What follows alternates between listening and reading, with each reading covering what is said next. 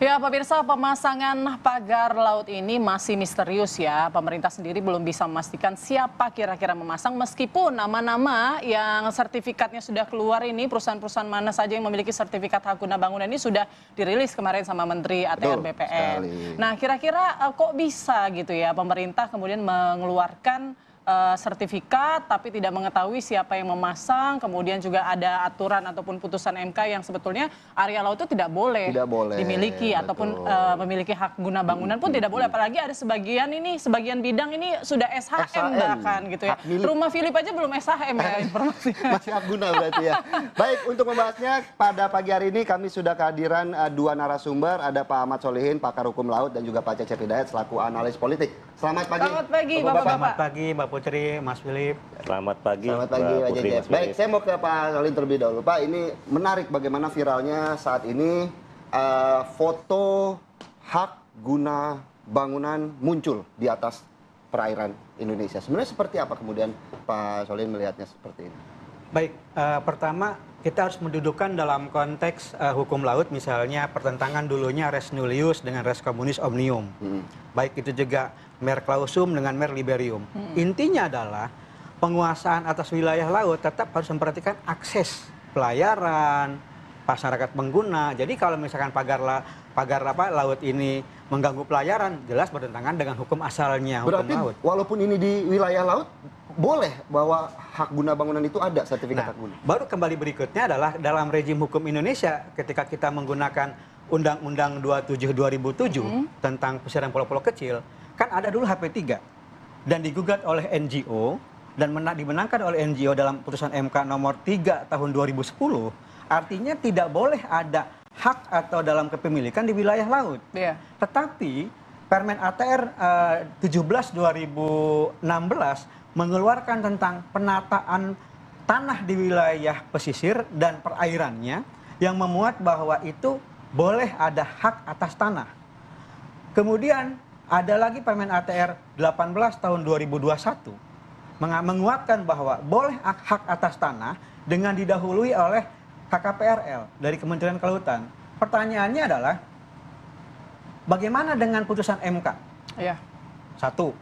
Yang kedua, kalau memang SHM tadi diberikan tahun 2023, masalahnya adalah satu, dia itu harus berdasarkan pasal 197, 198 tentang bagaimana hak terkait dengan pengeluaran sertifikat harus 20 tahun tinggal menetap turun-temurun.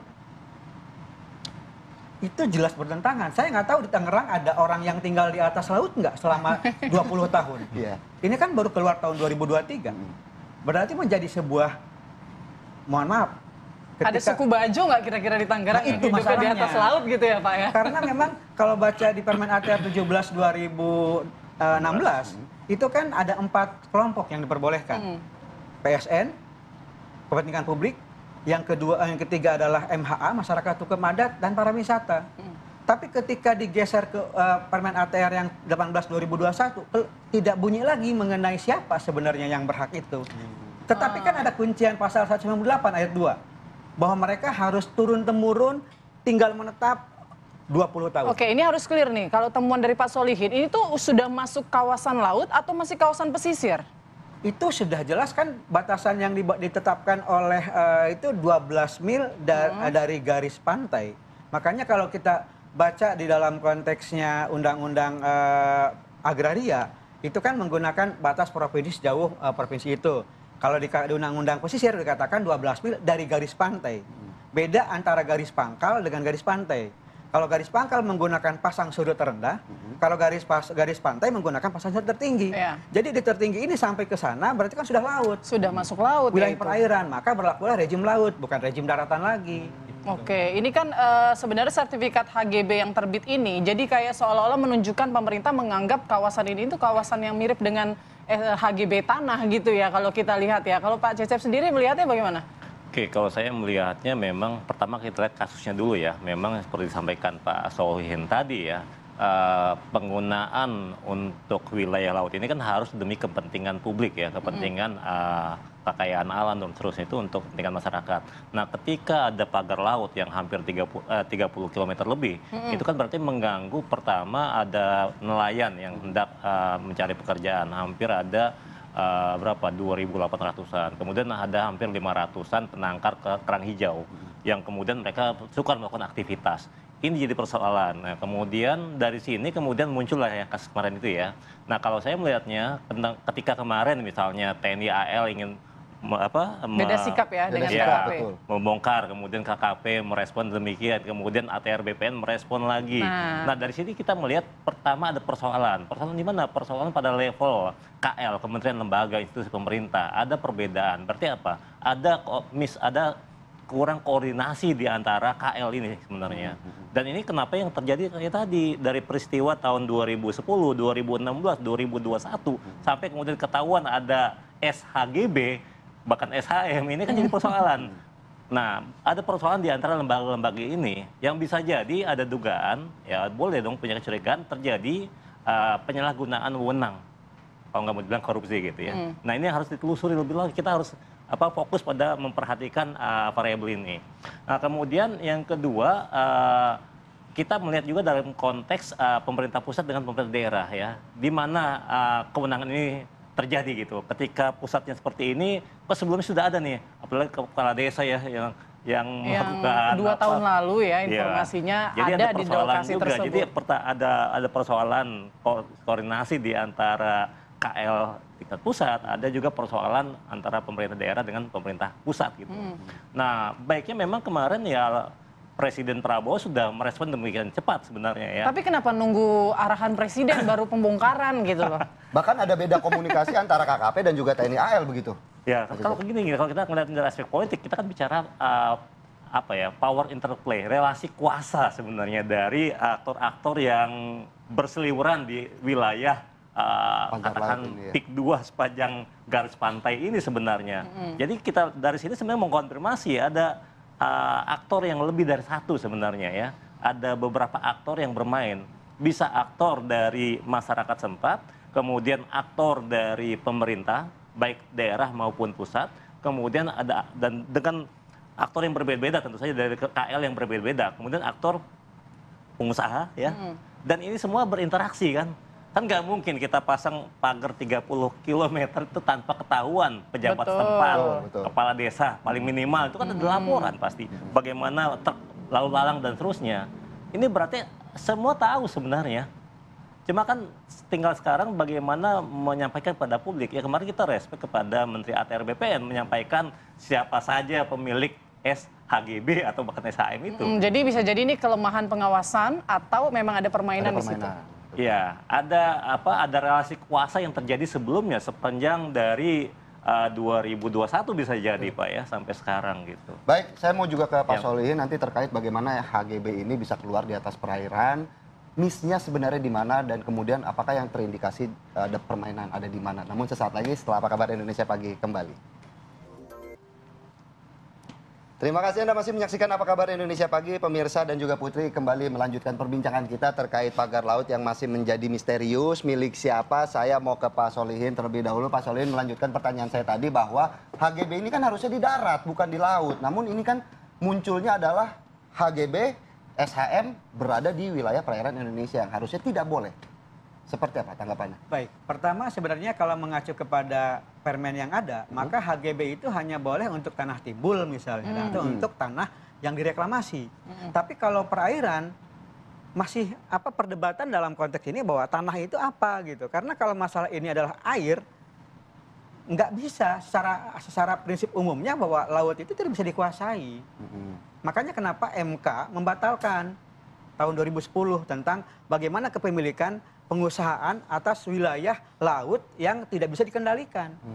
Itu sebenarnya. Dan memang tadi yang Pak Cep sampaikan bahwa banyak pengguna laut, kita bayangkanlah, untuk mengakses ke tengah laut misalkan, dia harus memutar sekitar 30 kilo, berapa BBM yang dikeluarkan oleh nelayan. Nah itu yang kenapa dimanapun tidak ada sebenarnya pengkaplingan dalam konteks di wilayah laut ini. Apalagi tadi saya katakan bahwa syarat untuk yang dimintakan oleh pemilik kepada misalkan kepada pengajuan hak atas tanah itu 20 tahun berturut-turut tinggal. Pertanyaannya adakah warga Tangerang kayak suku Bajo itu aja.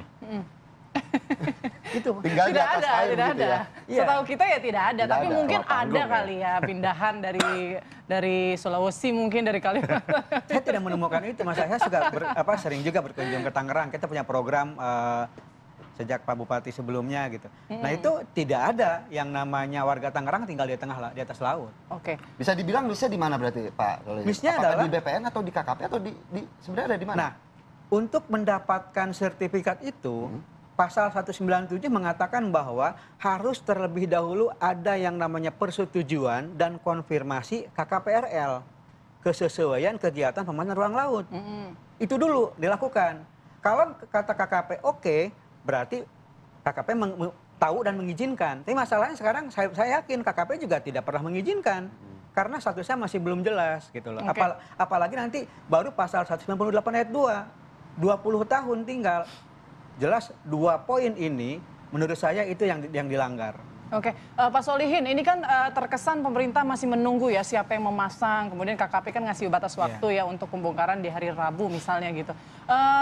Artinya ini jadi misterius siapa yang memasang meskipun sertifikat HGB itu sudah jelas ya tertera atas nama siapa perusahaan-perusahaan besar begitu ya. Nah bisa tidak kita pastikan bahwa si pemasang ini adalah si pemilik sertifikat, harusnya ya begitu ya. Lalu apakah Anda melihat hukumnya nanti gimana nih kalau misalnya ternyata ditemukan pemasangnya begitu? Apa yang bisa dijerat gitu? Pertama, mungkin enggak rumah Mbak Putri saya pagarin. Mungkin kan? Pasti yang Mungkin. memagari adalah pemiliknya sendiri. Satu. Kalau mengenai sanksi, sebenarnya di dalam Undang-Undang Cipta Kerja 11 2020 maupun 6 2023 itu ada pasal mengenai sanksi administratif. Satu. Tapi kalau yang berubah fungsi atas peruntukannya dan sebagainya, maka bisa sanksi pidana dan denda 500 juta. Jadi sekarang kayaknya akan misalkan kalau memang mau dikenakan ya administratifnya, karena saya masih belum melihat terjadi perubahan fungsi. Gitu. Tapi yang jelas itu adalah berdasarkan Undang-Undang Cipta Kerja. Jadi mau tidak mau pemerintah harusnya menindak tegas. Pertama dengan terbitnya tadi itu adalah cacat 2 pasal. Maka ya silakan pemerintah mengeksekusi maunya apa. Jadi hanya sebatas sanksi administratif. Seperti itulah. Oke, baik. Kalau Mas Cecep sendiri, ini kan perusahaan ya bukan perusahaan kecil ya. Kita lihat ya, tidak mungkinlah mereka pasti melalui prosedur atau sistem yang sesuai hingga akhirnya mendapatkan sertifikat ini. Kalau tiba-tiba pemerintah mencabut, artinya ini pemerintah memberikan atau menunjukkan sikap ketidakpastian dong terhadap para pengusaha. Ini ada kacamata lain nih dari publik juga. Ya. Jadi gini, tadi dibilang Mbak Putri perusahaan besar pasti memenuhi persyaratan. Harusnya ya, yang kita tahu kan, karena perusahaan besar kan sudah biasa lah bermain bisnis dan segala macam, sudah mengetahui aturan, harusnya. Ya, jadi memang ada potensi ya, kecenderungannya memang ketika sebuah perusahaan besar ya, kemudian memasang pagar di sana, tentu dia akan berinteraksi ya dengan penguasa atau pemerintah yang mengurusi hal tersebut. Pasti dia dengan menggunakan entah pengacara atau bagian hukum dari perusahaannya berkomunikasi dengan si pihak yang berwenang di sana. Ada proses itu. Meskipun kita nggak tahu ya prosesnya kemudian apakah terjadi penyalahgunaan wewenang atau enggak gitu. Karena kan jelas tadi dengan rentetan putusan MK, kemudian keluar Permen ATR BPN-nya dan seterusnya KKP 3RL tadi ya. Itu sebenarnya kan ada rentetan yang sebenarnya membuat pemerintah, pihak yang berwenang di sana harusnya lebih berhati-hati sebenarnya. Itu satu poin sebenarnya. Harusnya lebih hati-hati karena ini kan ada persoalan di sini. Atau ini memang sebenarnya ya, bisa aja kan kita curiga ya. Jadi modus gitu untuk apa? Untuk memperluas ya, memajukan batas darat gitu. Wilayah darat. Wilayah darat. Ya, dalam bahasa yang lain seperti itu. Nah, tapi kemudian kemarin kan Menteri KKP sudah menyampaikan itu ilegal. Tinggal kan kemudian kita tunggu sampai besok nih ya, Rabu ya, bagaimana responnya dari si pemilik wilayah yang dipatok ini. Ditunggunya Memang masih besok. bisa, artinya masih bisa melakukan perlawanan untuk kasus seperti ini? Enggak juga sebenarnya. Dan sebenarnya kata kuncinya dari Presiden Prabowo. Ya, betul. Ketika Prabowo sudah menyampaikan, selesaikan di sini, saya kira itu satu kunci. Kemudian dengan tekanan publik yang terjadi, dengan semua masyarakat melihatnya, saya kira ini akan berhenti ya. Maksudnya tidak akan berlanjut. Ya, tapi dalam muncul jangka nggak waktu kira-kira? tertentu. Gimana tuh? Muncul nggak pelakunya atau pemainnya? Ya, Besok kan, sampai besok iya, kan? iya. Ya apa? Ya bisa dua kemungkinan kalau kayak gitu, kalau Kalau sudah duga-duga ya. atensi presiden? Karena kan kalau ya bisa disampaikan ya. Mungkin nanti tinggal disampaikan kenapa terjadi kelalaian seperti ini. Pasti kan akan publik juga ingin tahu sebenarnya ya. Dan publik sekarang kan kalau bahasanya ingin disampaikan dengan penjelasan yang ngalor ngidul itu nggak masuk juga di pikiran masyarakat sebenarnya ya. Ketika kita mau katakan dibohongi gitu nggak masuk. Tapi sekarang dengan jadi komitmen presiden ini penting sebenarnya. Ya political will dari Presiden Prabowo itu udah jelas untuk wilayah sini. Apalagi kan Prabowo sebagai ketum Gerindra kemudian sebelumnya HKTI itu berkepentingan dengan basis elektoral ya. Para nelayan ya, petani nelayan jadi ini ada banyak juga, kita bisa melihatnya dari aspek yang lain ya. Basis elektoralnya juga bisa kita lihat bagaimana komitmen Prabowo juga terhadap rakyat kecil ya. Betul. Buat masyarakat. Ini tantangan sebenarnya, apalagi ini 100 hari ya, menjelang 100 hari. Ini jadi momentum sebenarnya buat presiden ya. Untuk apa? Untuk meng-highlight kasus ini sebenarnya. Dapat kesempatan juga sebenarnya untuk menyampaikan bahwa kami komit untuk membela kepentingan dari masyarakat banyak, yaitu para nelayan dan mereka yang berkepentingan di sepanjang wilayah laut ini. Yang kedua ya tadi menjaga basis elektoral ya dari seorang Prabowo Subianto yang didukung oleh kaum petani nelayan. Yang ketiga saya kira ini masalah kita bersentuh dengan masalah kedaulatan maritim, kedaulatan laut ya. Nggak bisa dong misalnya ada kepentingan oligarki atau kepentingan pengusaha ya yang ingin kemudian mereklamasi katakan ya kita nggak tahu ke depannya seperti apa, tapi kan itu kan menambah memajukan wilayah daratan, kecenderungannya ke arah sana. Dan ini bagaimana di sini Prabowo sebagai seorang nasionalis itu kan bisa memainkan narasi bahwa ini kita harus menjaga kedaulatan wilayah kita juga, wilayah laut, wilayah maritim. Karena kan nggak bisa tadi bagaimana nelayan kalau dia mau keluar dia harus memutar 30 km gitu. Yeah. Ini nggak bisa dibenarkan, dan ketika Prabowo sudah menginstruksikan saya kira para pembantunya harus bisa membaca itu, harus bisa menjalankan pesan tersebut dengan sebaik-baiknya. Dan ketika ini sudah ada quote unquote ya dukungan dari presiden pemimpin tertinggi, dukungan dari masyarakat bawah, dukungan dari publik, tekanan dari publik, saya kira ini akan bisa berjalan dengan baik lah besok ya rencananya. Oke. Baik, kalau tadi juga Pak Cecep bahwa Pak Presiden Prabowo Subianto sudah mengatakan bahwa untuk mencabut pagar laut ini. Nah, sementara untuk HGB dan SHM yang pagar lautnya ini dicabut akan seperti apa statusnya nanti, Pak Solihin? Kalau masalah pencabutan pagar memang tidak ada hubungannya dengan statusnya itu. Berarti masih tetap? Masih tetap. Bahkan ada polemik misalkan, urus dong pagar lautnya gitu. Jadi seakan-akan memang tidak berizin pagarnya. Pagarnya berupa kategori bangunan laut, maka dia harus punya izin kepada tanpa KKP. pagar tapi tetap diakui HGB itu? Nggak ada hubungannya. Oh. Emang kita punya tanah harus dipagarin kan enggak? Iya. Kalau itu lebih kepada, saya juga nggak tahu kenapa mereka memagari itu gitu loh. Yang jelas-jelas kalau memang, kan akhirnya kan kebuka gitu loh dengan pagar itu. Jadi tanahnya sendiri ya sah-sah saja mereka memiliki itu. Tapi yang jelas ketika dipagarin yang mengganggu aksesibilitas dari nelayan untuk ke laut. Oke, tapi status HGB-nya bisa digugurkan meskipun belum 5 tahun. Saya masih belum tahu ke arah sana. Tetapi kalau 2 cacat itu aja dilakukan, artinya Penerbitannya sebenarnya tidak sah juga dari awal, jadi harusnya bisa. Karena 2 syarat pasal 197 mengenai persetujuan dan konfirmasi dari KKP terkait KKPRL yang kemudian 20 hari menetap itu terjadi nggak dengan keluarnya terbit itu aja. Kalau itu sudah terpenuhi tidak apa-apa. Oke, mungkin singkat saja Pak Solihin, ini apa ya harapannya ke depan nih? Karena kita nggak tahu ya, ini karena viral, jadi kita akhirnya tahu bahwa ada sebagian perairan kita yang ternyata bersertifikat hak milik dan hak guna bangunan. Bagaimana dengan perairan lainnya? Ini yang perlu kita antisipasi nih. Pertama, memang ada konflik di dalam KL yang Pak Cecep sampaikan tadi.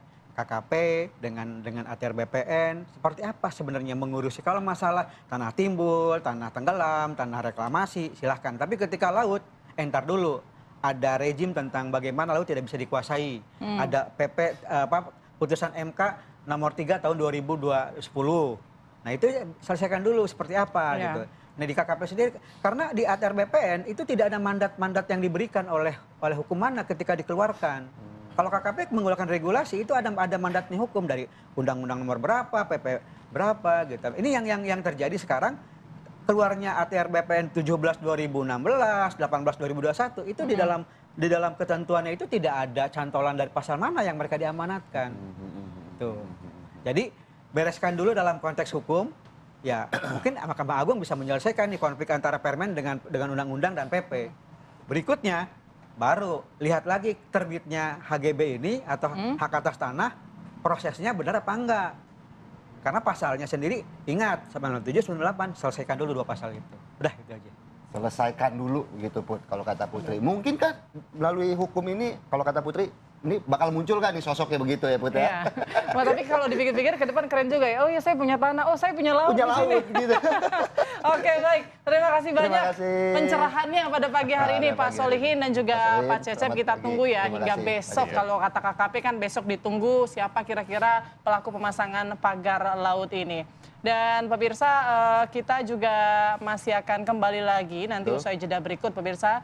Usai jeda kami akan hadirkan informasi kebakaran yang melanda bangunan rumah padat penduduk warga di Jalan Kemayoran Gempol, Kemayoran, Jakarta Pusat yang terjadi pada dini hari tadi. Sesaat lagi pemirsa kami akan kembali.